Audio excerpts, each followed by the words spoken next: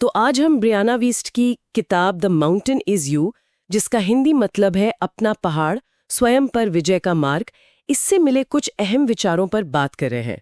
ये किताब एक बहुत दिलचस्प ख्याल सामने रखती है कि हमारी सबसे बड़ी चुनौती जो है वो कोई बाहर की मुश्किल नहीं है। हाँ, बिल्कुल। बल्कि हम खुद हैं। मतलब हमारे अपने डर, हमारी शंकाएं, हमारी आदतें। सही कहा। यही वो पहाड़ है जिस पर हमें चढ़ना है, जिसे हमें फतह करना है। हाँ, और ये सिर्फ कोई फिलॉसफी जैसी बात नहीं है। किताब असल में बताती है कि जिसे हम सेल्फ सैबोटाज कहते हैं ना। हाँ, सेल्फ सैबोटाज यानी आत्म तोड़फोड़। वो असल में हमारी जो गहरी असुरक्षाएं हैं या जो अनसुलझे जज्बात हैं, उनका नतीजा होती है। ये एक नया नजरिया है ये समझने का कि हम क्यों कभी-कभी सब जानते हुए भी अपने ही रास्ते में, वो कहते हैं ना, रोड़े अटकाते हैं। सेल्फ सैबोटाज, ये शब्द सुनने में थोड़ा भारी लगता है, पर इसके उदाहरण तो शायद हम सब अपनी रोज की जिंदगी में देखते हैं। बिल्कुल देखते हैं। जैसे कोई जरूरी काम है, उसे बिल्कुल आखिरी पल तक टालते रहना। हाँ। या कोई अच्छा मौका सामने आया और हम पीछे हट गए, ये सोच करके अरे नहीं, मैं शायद इसके काबिल नहीं। क्या किताब ये समझाती है कि हम ऐसा करते क्यों हैं? मतलब क्या वजह है इसके पीछे? देखिए, किताब के मुताबिक ये अक्सर अनजाने में होता है। ये एक तरह का, क्या कहते हैं, डिफेंस मैकेनिज्म, बचाव का तरीका है। हो सकता है हम नाकामयाबी से बचना चाह रहे हों, या फिर शायद इसलिए कि जो जानी पहचानी मुश्किलें हैं ना, वो किसी अनजाने सफर से ज्यादा सुरक्षित लगती हैं, भले ही वो मुश्किल क्यों ना हो।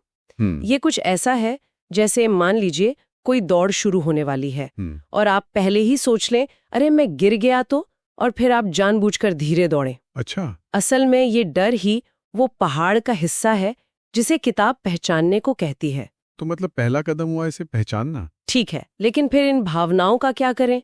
जैसे डर है, गुस्सा है, उदासी है, अक्सर तो हमारी पहली प्रतिक्रिया होती है कि इन्हें दबा दो। किताब कहती है कि बस यहीं पर गड़बड़ है। अच्छा। भावनाओं को दबाना ऐसा है जैसे हम घर का कूड़ा कालीन के नीचे छुपा रहे हों। हाँ, वो कहीं जाता तो नहीं है। वो जाता कहीं नहीं, बस अंदर ही अंदर वो सड़ता रहता है और बाद में किसी और रूप में बाहर आता है। वीस्ट का तर्क ये है कि ये जो मुश्किल भावनाएं हैं, इन्हें महसूस करना, इन्हें स्वीकार करना बहुत जरूरी है। ये असल में सिग्नल है। ये हमें बता रही हैं कि अंदर कुछ ठीक नहीं है, जिस पर ध्यान देने की जरूरत है। जब हम इन्हें समझते हैं, तभी हमें इन्हें संभालने की, इन्हें नियंत्रित करने की ताकत मिलती है। ये सुनने में तो बिल्कुल सही लगता है, लेकिन असल जिंदगी में इन मुश्किल भावनाओं का सामना वो आसान नहीं होता। नहीं, बिल्कुल आसान नहीं होता। क्या किताब इसमें मदद के लिए कुछ प्रैक्टिकल तरीके बताती है? हाँ, एक बहुत अहम तरीका बताती है, अपने ट्रिगर्स को समझना। ट्रिगर्स? हाँ, ट्रिगर्स यानी वो पुरानी बातें, शायद बचपन के कोई अनुभव या कोई खास हालात जो आज भी हमारी भावनाओं और हमारे व्यवहार पर असर डालते हैं। जैसे हो सकता है बचपन में किसी छोटी सी गलती पर बहुत ज्यादा डांट पड़ी हो और उसका डर आज भी हमें कोई भी नया काम शुरू करने से रोकता हो, अनजाने में। किताब कहती है कि जब भी कभी तेज गुस्सा आए या बहुत चिंता महसूस हो, तो एक पल रुककर सोचें, इस वक्त मुझे असल में क्या महसूस हो रहा है? क्या ये वाकई अभी जो हो रहा है उसकी वजह से है, या ये किसी पुरानी याद की वजह से ज्यादा बड़ा महसूस हो रहा है? अच्छा, मतलब अपने अतीत के उस बोझ को पहचानना, ताकि वो हमारे आज पर हावी ना हो सके। बिल्कुल। और शायद यहीं पर फिर आदतें बदलने वाली बात भी आती है, क्योंकि ट्रिगर समझे बिना आदत बदलना मुश्किल होगा। एग्जैक्टली। क्योंकि हमारी जो रोजमर्रा की छोटी छोटी आदतें हैं, वही मिलकर हमारी जिंदगी की दिशा तय करती हैं।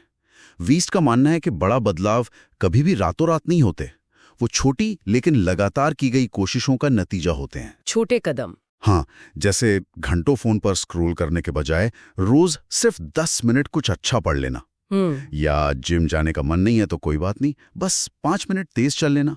ये जो छोटी छोटी जीतें हैं ना, यही हमारा आत्मविश्वास बढ़ाती हैं और फिर हमें बड़े पहाड़ चढ़ने की हिम्मत देती हैं। ये छोटी आदतें, ट्रिगर्स को समझना, क्या इसमें विजुअलाइजेशन या जिसे कहते हैं मानसिक चित्रण, उसका भी कोई रोल है? हाँ, बिल्कुल है। किताब कहती है कि अपने लक्ष्य को, जो हम पाना चाहते हैं, उसे अपने मन में बिल्कुल साफ तौर पर देखना, उसे हासिल करने की जो भावना है उसे महसूस करना। ये हमें उस दिशा में बढ़ने के लिए प्रेरित करता है, मोटिवेट करता है। तो ये सिर्फ ख्याली पुलाव पकाना नहीं है? नहीं, ये अपने दिमाग को सफलता के लिए तैयार करना है। जैसे कोई एथलीट मैच से पहले मन में अपनी जीत की तस्वीर देखता है, बिल्कुल वैसे ही। और इस पूरी प्रक्रिया में एक और जरूरी बात, गलतियों पर खुद को कोसने के बजाय थोड़ी नरमी बरतना, जिसे सेल्फ कंपैशन कहते हैं, है ना? बहुत बहुत जरूरी। देखिए, हम सब इंसान हैं, गलतियां तो होंगी ही, हम भटकेंगे भी। किताब कहती है कि खुद के प्रति बहुत ज्यादा सख्त होने के बजाय थोड़ी समझदारी और नरमी दिखाना जरूरी है। जैसे हम किसी दोस्त को उसकी गलती पर डांटते नहीं, सहारा देते हैं। हाँ, सही बात है। वैसे ही हमें खुद को भी देना चाहिए। ये मानना कि हाँ ठीक है, आज गड़बड़ हुई, पर कोई बात नहीं, कर मैं फिर से कोशिश कर सकती हूँ। ये सारी बातें सुनने में सच कहूँ तो बहुत जानी पहचानी से लगती हैं। और कुछ लोग जो आलोचना करते हैं वो कहते भी हैं कि किताब में शायद कोई एकदम नया कॉन्सेप्ट नहीं है, बल्कि पुराने विचारों को ही एक नए ढंग से पेश किया गया है।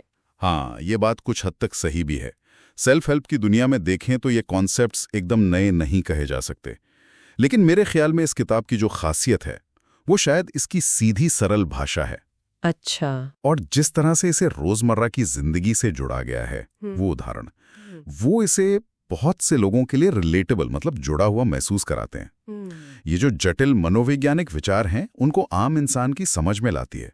और शायद इसकी जो लोकप्रियता है, अपने रेटिंग्स का जिक्र किया था, 45,000 से ज्यादा रिव्यूज, 4.7 स्टार रेटिंग, वो शायद इसी बात का सबूत है। हाँ, हो सकता है। तो मतलब निचोड़ ये निकलता है कि असली लड़ाई बाहर नहीं, हमारे भीतर ही है। बिल्कुल। हमारा पहाड़ भी हम ही है, और उस पर चढ़ने की जो ताकत है वो भी हमारे अंदर ही है। सही कहा। ये जो छोटी छोटी अंदरूनी रुकावटें हैं, डर हैं, शक हैं, इनको पहचानकर, समझकर और फिर उन पर धीरे धीरे काम करके ही हम असल में आगे बढ़ सकते हैं। बिल्कुल।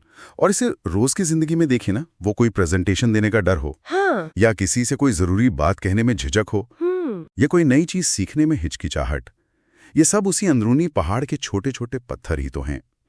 और हर बार जब हम इनका सामना करते हैं, चाहे कितना भी छोटा क्यों ना हो, हम उस पहाड़ पर एक कदम और ऊपर चढ़ जाते हैं। तो जाते जाते हमारे सुनने वालों के लिए एक सवाल छोड़ जाते हैं फिर। जरूर। अगर वो पहाड़ सचमुच हमारे अंदर ही है, तो आज हम सब उसका कौन सा सबसे छोटा पहला पत्थर हटाने का इरादा कर सकते हैं?